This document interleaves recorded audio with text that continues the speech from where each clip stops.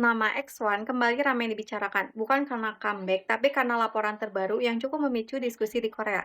Pada tanggal 22, muncul kabar bahwa An Chun Yong, mantan produser Mnet yang sebelumnya dipenjara akibat kasus manipulasi voting produce series, disebut telah bertemu dengan beberapa member X1.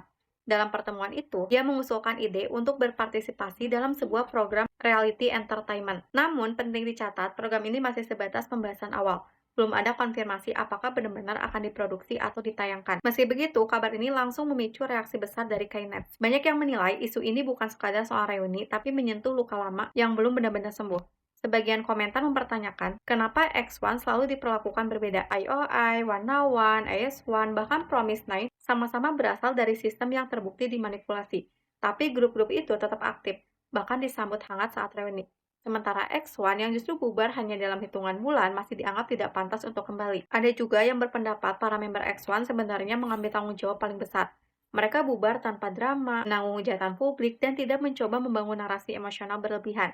Di mata sebagian fans, itu justru bentuk kedewasaan. Namun di sisi lain, banyak suara yang merasa rencana ini terasa tidak adil bagi para member.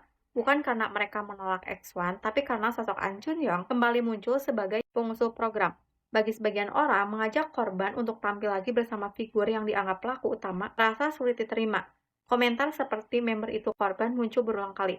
Kekhawatirannya satu, reuni atau program baru justru akan membuka kembali pintu hujatan, bukan membantu karir mereka yang sekarang sudah berjalan masing-masing. Ada juga yang bersikap realistis, reuni belum tentu membawa dampak positif. Beberapa berharap para member tetap sukses di jalur mereka sendiri, tanpa harus mengulang masa lalu yang penuh kontroversi. Pada akhirnya, diskusi ini bukan cuma soal boleh atau tidaknya X1 bersatu lagi, ini soal keadilan, konsistensi industri, dan bagaimana publik memisahkan kesalahan sistem dari individu yang terjebak di dalamnya.